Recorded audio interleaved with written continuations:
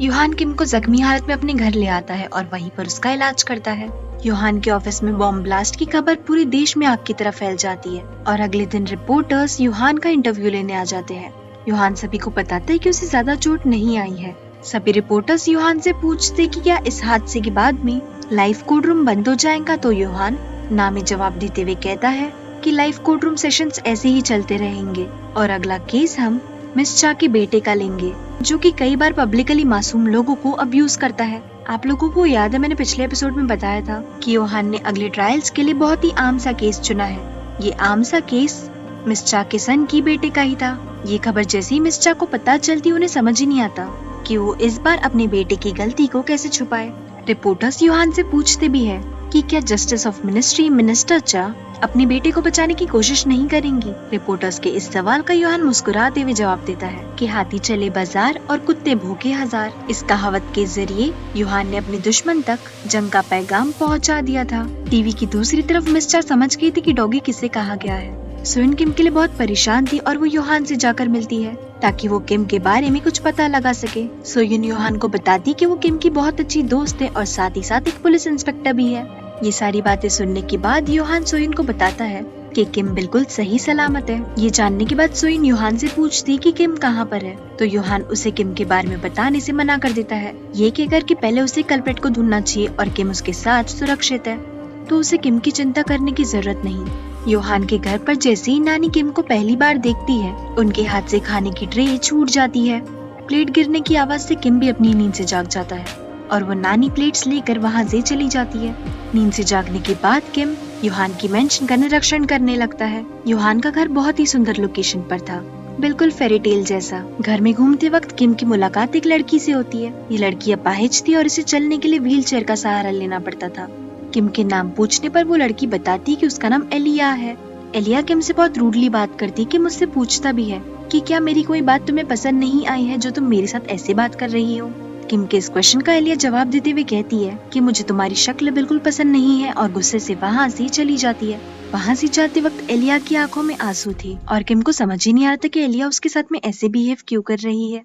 दूसरी तरफ मिस चा का बेटा अपने पापा से कहता है कि इस बार मॉम मुझे बचा तो लेंगी ना। उसके डैड भी उसे दिलासा देते हुए कहते कि तुम्हें सब कुछ अपनी मॉम पर छोड़ देना चाहिए, वो हमेशा की तरह तुम्हें इस परेशानी से भी निकाल लेंगी। अपने डैड की बात सुनकर वो सन की आदमी उन्हें बताता है कि यूहान उसके पीछे जानबूझकर पड़ा है। उसकी बात खत्म होने से पहले मिस चा वहाँ पर आ जाती है और अपने बेटे को जोर से झापड़ मारती है और मारने के बाद ये भी कहती कि तुम चिंता मत करो, मैं तुम्हें हर हालत में बचा लूंगी। मिस चा के हस्बैंड भी उनसे पूछते कि क्या सच में सब कुछ ठीक हो जाएगा, तो मिस चा उनसे कहती कि आपको सबके साथ में पहले ही सेटलमेंट कर लेनी चाहिए। तो उनके हस्बैंड बताते हैं कि उन्होंने ऑलमोस्ट हर किसी के साथ में सेटलमेंट कर ली थी, पर एक हादसे के कुछ विक्टिम्स सेटलमेंट करने के लिए तैयार ही नहीं थे। अपने हस्बैंड की ये बात सुनने के बाद मिस चा अपने बेटे को दिलासा देते हुए कहती कि उसे चिंता करने की कोई जरूरत नहीं है क्योंकि ट्रायल्स नहीं होंगे। कोर्ट हाउस में यूहान सियोना से मिलता है। सियोना यूहान से उसका हालचाल पूछती है और यूहान उसे बताता है कि वो बिल्कुल ठीक है क्योंकि ये जो हमला था वो उसे मारने के लिए नहीं बल्कि सिर्फ डराने के लिए था। यूहान की ये बात सुनने के बाद सियोना उससे कहती है कि अगर ये हमला एक चेतावनी था तो अब से उसे बचकर रहना चाहिए, क्योंकि अगर चेतावनी को सीरियसली ना लिया गया हो तो वो आगे चलकर बहुत भारी भी पड़ सकती है। यूहान भी सियोना की इस बात से अग्री करता है। प्रेसिडेंट हियो के ऑफिस में जाकर सियोना मिस चा के सामने कहती कि उनके स्पॉन्सर्स को इस केस से थोड़ी प्रॉब्लम है क्योंकि आफ्टर ऑल ये केस मिस चा के बेटे का जो है। प्रेसिडेंट हियो इस बात के लिए मिस चा को जिम्मेदार ठहराते और उनसे कहते कि उन्हें अपने बेटे को कंट्रोल में रखना चाहिए। सियोना प्रेसिडेंट हियो से कहती भी है कि क्या वो लोग केस बदल नहीं सकते। प्रेसिडेंट हियो इस बात के लिए साफ इनकार कर देते क्योंकि इस केस के लिए लाखों लोग पिटिशन साइन कर चुके थे। घर पर यूहान किम की बैंडेजेस चेंज कर रहा होता है, तभी वो नोटिस करता है कि किम की पीठ पर एक टैटू है। वो जब किम से इस टैटू के बारे में पूछता है तो वो बताता है कि ये टैटू उसने अपने टीनेज में करवाया था। ये सुनने के बाद यूहान कहता है कि मुझे टैटू देखकर बहुत आश्चर्य हुआ। तो किम यूहान से पूछता है तुम क्या मोहल्ले की आंटी हो जो इतने सवाल जवाब कर रहे हो। किम की ये बात सुनने पर यूहान उसकी पीठ पर जोर से मारता है और वहाँ से चला जाता है। अगली सुबह एलिया टीवी पर जिंजू का इमोशनल स्टेटमेंट देखती है जो कि यूहान और किम के बारे में था। स्टेटमेंट सुनने के बाद एलिया यूहान से पूछती कि ये लड़की कौन है, तो यूहान बताता है कि इस लड़की का नाम जिंजू है और ये मेरे साथ लाइव कोर्ट रूम में एसोसिएट जज है। ये सुनने के बाद एलिया बार बार यूहान से पूछती है कि क्या तुम दोनों एक दूसरे को डेट कर रहे हो। तो यूहान ना में जवाब देता है। ये बात एलिया को बहुत बोरिंग लगती है और जाते जाते वो यूहान से कहती है कि वो किम को यहाँ पर क्यों ले आया। तो यूहान एलिया से पूछता है कि क्या उसका यहाँ पर रहना तुम्हें परेशान कर रहा है। एलिया गुस्से में कहती है उसे यहाँ से भेज दो वरना मैं उसे मार दूंगी। एलिया की इस बात पर यूहान मुस्कुराने लगता है और बोलता है कि पहले तो तुम कहती थी कि अगर तुम चल सकती तो तुम मुझे मार देती, और अब तुम कह रही हो कि तुम किम को मारना चाहती हो। यूहान एलिया से ये भी कहता है कि उसे एक समय में एक इंसान के पीछे ही लगना चाहिए। यूहान की बातों से इरिटेट होकर एलिया वहाँ से चली जाती है। अगले दिन यूहान किम की टेम्पररी रिप्लेसमेंट ले आता है। ये एसोसिएट जज सिर्फ तब तक काम करेगा जब तक किम वापस ठीक होकर ना आ जाए। सोयन को शक हो रहा था कि यूहान पर जो हमला हुआ वो कहीं पहले से ही प्लान तो नहीं था। इसी शक को यकीन में बदलने के लिए जिस पेंटिंग के पीछे बॉम्ब लगा था सोयन उसी की कारपेंटर को ढूंढने जाती है। दूसरी तरफ यूहान ने अपने जासूस सोयन के पीछे लगा दिए थे ताकि उन्हें भी लीड्स मिलती रहे। सोयन जब उस कारपेंटर के पास पहुंचती तो वो उससे कहता है कि वो बिना वारंट के सोयन के किसी भी सवाल का जवाब नहीं देगा। ना चाहते हुए भी सोयन को वहाँ से खाली हाथ लौटना पड़ता है। उसी शाम यूहान भी उसी कारपेंटर के पास पहुँचता है। आखिर उसे अपने जासूस के जरिए पता जो चल गया था।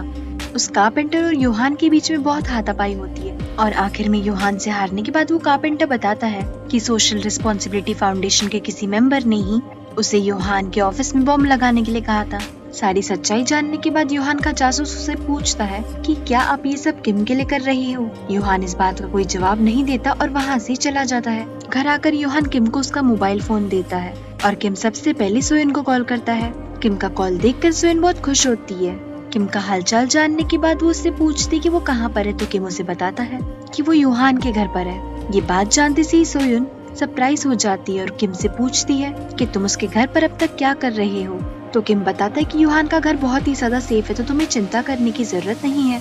किम की इस बात पर सोयन कहती है कि इस वक्त जो आदमी उस घर में रहते हैं तुम्हें सबसे ज्यादा खतरा उससे है, तो मैं चिंता कैसे ना करूं, क्योंकि हो सकता है कि यूहान ने खुद ही से अपने ऑफिस में वो बॉम्ब प्लांट किया हो। सोयन की ये सारी बातें सुनने के बाद किम उससे कहता है कि वो अपना अच्छे से ख्याल रखेगा। अगले दिन सोशल रिस्पॉन्सिबिलिटी फाउंडेशन के सभी एलीट मेंबर्स मिलकर उनकी बनाई हुई एक एडवर्टाइजमेंट को रिव्यू कर रहे थे। ये एडवर्टाइजमेंट ड्रीम होम विलेज के बारे में थी जो कि गरीब लोगों की सुख और सुविधा के लिए बनाया जाने वाला था। ऐसा सिर्फ आम जनता को बताने के लिए था, पर इस प्रोजेक्ट के पीछे की सच्चाई इन लोगों का अपना स्वार्थ ही था। एड के डिस्कशन के वक्त सभी लोगों के बीच में छोटी सी नोकझोंक हो जाती है। आखिर सब लोग अपना स्वार्थ जो देख रहे थे, प्रेसिडेंट यो तो अपना गुस्सा अपनी वाइफ पर ही निकालने लगते हैं, वो भी सब लोगों के सामने। तो सियोना ने शांत करवाने के लिए जानबूझकर उनके ऊपर वाइन गिरा देती है। इस झगड़े की फ्रस्ट्रेशन को दूर करने के लिए प्रेसिडेंट यो मसाज के लिए जाते हैं। प्रेसिडेंट हियो के मसाज को बीच में ही रोकते हुए सियोना वहाँ पर पहुँच जाती है और प्रेसिडेंट हियो को मसाज देने लगती है।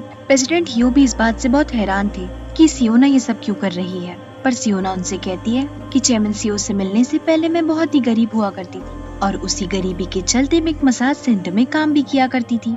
मिनिस्टर हियो ने टेबल पर जैसा भी बर्ताव किया वो सियोना को पसंद नहीं आया था और वो उसी चीज का बदला मसाज के जरिए निकालती है। और प्रेसिडेंट हियो को सियोना के इरादों पर बिल्कुल भी शक नहीं होता। किम यूहान के घर पर काम करने वाली नानी का पीछा करता है तो देखता है कि नानी किसी की फोटो से कह रही थी कि ये घर फोटो में जो व्यक्ति है उसका है, यूहान का नहीं। नानी की ये सारी बातें सुनकर किम भी बहुत कंफ्यूज था क्योंकि उसे भी समझ नहीं आ रहा था कि आखिर नानी की बातों का क्या मतलब है। जिंजू जब मिस चा के बेटे की केस को स्टडी कर रही थी तो फ्लैशबैक में हम देखते हैं कि मिस चा का बेटा अपनी गर्लफ्रेंड के साथ में एक छोटी सी रेस्टोरेंट में गया था। वो रेस्टोरेंट इतना छोटा था कि वहाँ पर पार्किंग लॉट भी नहीं था। तो बेटा मिस चा के बेटे के पास आता है और उससे कहता है कि उन्हें अपनी गाड़ी किसी अच्छे पार्किंग लॉट में पार्क कर देनी चाहिए। बेटा की इसी बात पर मिस चा का बेटा भड़क जाता है और उस बेटा को असॉल्ट करने लगता है। बेटा को बचाने के लिए आसपास के जितने भी लोग आते हैं, चाहे फिर वो कोई लड़की हो या बूढ़ी औरत या फिर एक हष्ट पुष्ट आदमी, मिस चा का बेटा सबके साथ बदतमीजी करता है और साथ ही साथ उन्हें असॉल्ट भी करता है। इसी रात के सारे विक्टिम्स ने मिस चा के बेटे पर केस किया था और मिस चा ने जब अपने पैसों से उनका मुंह बंद करवाना चाहा तब भी वो नहीं माने और अपनी हक की लड़ाई लड़ते रहे। दूसरी तरफ मिस चा अपने बेटे को बचाने के लिए हर मुमकिन कोशिश कर रही थी और उनकी कोशिश कुछ हद तक कामयाब भी होती है क्योंकि उस रात के असॉल्ट की 3 विक्टिम्स में से 2 विक्टिम्स ने अपनी कंप्लेन वापस भी ले ली थी। ट्रायल से कुछ समय पहले जस्टिस जी यूहान से बात करने की कोशिश भी करते कि क्या वो लोग मिस चा के बेटे के केस को सेटल नहीं कर सकते। यूहान इस बात के लिए साफ इनकार कर देता है, ये कहकर कि मैं मानता हूँ कि सिर्फ सपने में ही कानून सबके लिए एक बराबर हो सकता है, पर क्या हम कभी कभी अपने सपनों को सच नहीं कर सकते। ट्रायल से बस कुछ समय पहले मिस चा अपना आखिरी दाव खेलती है और उस आखिरी विक्टिम को इतना लाचार बना देती है कि उसे थक हार कर अपनी कंप्लेन वापस लेनी पड़ती है। दूसरी तरफ लाइव कोर्ट सेशन शुरू होता है और यूहान सभी देशवासियों से कहता है कि इस समय कई सारे पावरफुल लोग ये चाहते हैं कि ये ट्रायल्स अपनी अंजाम तक ना पहुंचे और इसी ट्रायल को रोकने के लिए पावरफुल लोग अपनी पावर का गलत इस्तेमाल भी कर सकते हैं और इस समय हमें इस पावर से सिर्फ और सिर्फ आम जनता का सपोर्ट ही बचा सकता है। यूहान का इमोशनल स्पीच सुनने के बाद सभी लोग उसके लिए तालियां बजाने लगते हैं, पर जैसे ही ट्रायल्स शुरू होते वो आखिरी विक्टिम भी कोर्ट में आकर अपना केस वापस ले लेता है। यूहान उस विक्टिम से पूछता भी कि अचानक से उसने अपना मन क्यों बदल लिया, तो वो विक्टिम कहता है कि वो बस सारी चीजों को खत्म करना चाहता था इसलिए। विक्टिम का ये स्टेटमेंट सुनने के बाद वो सन की आदमी यानी कि मिर्चा का बेटा विक्टिम से सब लोगों के सामने माफी मांगता है, जो कि बिल्कुल झूठी होती है। दूसरी तरफ किम भी टीवी पर ये सब देख रहा था और उसे भी सन की आदमी की इन हरकतों पर बहुत गुस्सा आ रहा था। आखिर किम भी तो इस सन की आदमी की सच्चाई जानता था कि ये कितना गया गुजरा आदमी है। कोर्टरूम में यूहान समझ गया था कि ये सब मिर्चा की एक सोची समझी चाल है और वो इतनी आसानी से मिर्चा के बेटे को कैसे जाने देता। तो यूनहो लाइव टेलीविजन पर सभी देशवासियों से दरखास्त करता है कि अगर मिर्चा के बेटे ने किसी भी देशवासी के साथ में किसी भी तरीके की बदतमीजी की है तो वो इंसान लाइव वीडियो कॉल के जरिए अपनी कंप्लेन लाइव कोर्ट रूम तक पहुंचाए। यूहान की कहते ही थोड़ी ही देर बाद बहुत सारे लोगों के लाइव कोर्ट रूम में वीडियो कॉल्स आने लगते हैं और इन सभी लोगों की बस एक ही कंप्लेन थी कि मिर्चा के बेटे ने उनके साथ में बदतमीजी और मारपीट भी की है। अपने खिलाफ इतने सारे लोगों को बोलते देख मिर्चा का बेटा पागल सा हो जाता है। दूसरी तरफ किम को समझ आता है कि क्यों यूहान ने इस केस को लाइव कोर्ट रूम के लिए चुना। यूहान जानता था कि अगर ये केस सिंपल कोर्ट रूम में गया तो मिर्चा कुछ न कुछ करके अपने बेटे को बचा ही लेंगी। लाइव कोर्ट रूम में यूहान सभी देशवासियों से पूछता है कि क्या वो लोग चाहते कि मिर्चा के बेटे को कड़ी से कड़ी सजा हो, तो 91% लोग हाँ में जवाब देते हैं अपने मोबाइल फोन के जरिए। दूसरी तरफ किम यूहान का फैसला सुनने के बाद उसके घर में छानबीन करने लगता है। यूहान के घर के बेसमेंट में किम को एक फोटो मिलती है जिसमें किम का हम शक्ल एक बच्चे के साथ खड़ा था। किम उस फोटो को गौर से देख ही रहा होता है कि नानी वहाँ पर आ जाती है और किम से कहती है कि तुम एक जगह शांति से नहीं बैठ सकते ना।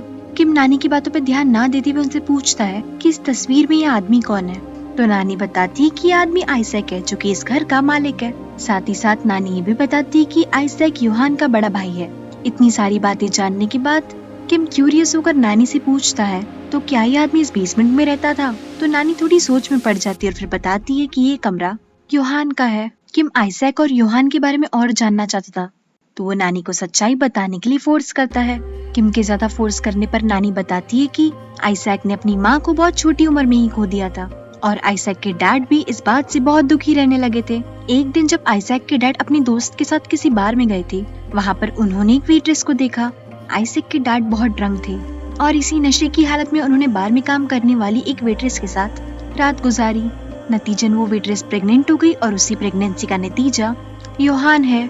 यूहान की मॉम ने आइजैक के डैड से कई सारे पैसे मांगे, पर जब आइजैक के डैड वो पैसे नहीं दे पाए तो यूहान की मॉम उसे एक चर्च में छोड़कर चली गई थी। आइजैक के डैड भी यूहान को नहीं रखना चाहते थे, पर नन्हे आइजैक की जिद ने उन्हें मजबूर कर दिया और उन्हें यूहान को अपने साथ रखना ही पड़ा। आइजैक यूहान से बहुत प्यार करता था। यही नहीं, आइजैक अपने डैड के फिजिकल अब्यूज से कई बार यूहान को बचाता था। नानी ने आइजैक के डैड से पूछा भी था कि वो बार बार यूहान को चोट क्यों पहुंचाते हैं। इस बात का जवाब देते हुए आइजैक के डैड ने कहा कि मुझे यूहान को चोट पहुंचाना इसलिए पसंद है क्योंकि वो बिल्कुल मेरे जैसा है, पर आइजैक अलग है। डैड नानी को ये भी बताती कि उन्हें इस बात का डर है कि यूहान आइजैक को मार ना दे। नानी की सारी बातें सुनने के बाद किम उनसे पूछता है कि क्या आपके पास में कोई सबूत है जो ये प्रूव कर सके कि यूहान ने अपने बड़े भाई आइजैक को मारा है। किम की इस बात पर नानी कहती कि मेरे पास में कोई सबूत नहीं है, पर मैं जानती हूँ कि यूहान किस हद तक जा सकता है, क्योंकि बहुत समय पहले जब एक नौकर की बेटी को यूहान पर क्रश था तो यूहान ने ये जानने के बाद उस लड़की को दूसरी मंजिल से जंप करवाया। यही नहीं, यूहान ने अपने डैड के फेवरेट डॉगी को पॉइजन भी खिलाया। दूसरी तरफ यूहान फिर से उसी अजीब जगह पर जाता है और फिर से किसी को ढूंढने लगता है।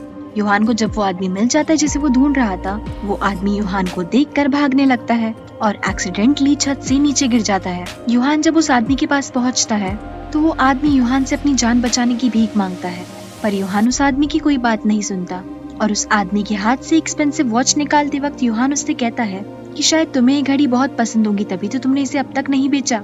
इतना कहकर यूहान वहाँ से चला जाता है और वो आदमी अपनी जान की भीख मांगते रह जाता है। नानी किम को बताती है कि तुमने सुना तो होगा ना कि यूहान चर्च में लगी एक बहुत बड़ी आग से बच गया था। ये आग वाला हादसा आइजैक के डैड के मरने के 1 महीने बाद ही हुआ था और उसी आग में जलकर आइजैक की मौत हो गई थी। तो क्या सच में यूहान ने अपने बड़े भाई को मारा है, या आइजैक की मौत के पीछे कोई ऐसा राज छुपा है जो कि खुद यूहान को भी नहीं पता? देखना बहुत ही ज्यादा इंटरेस्टिंग होगा। So that's it for today guys. Comment down below if you enjoyed this episode. Take care of yourself, see या।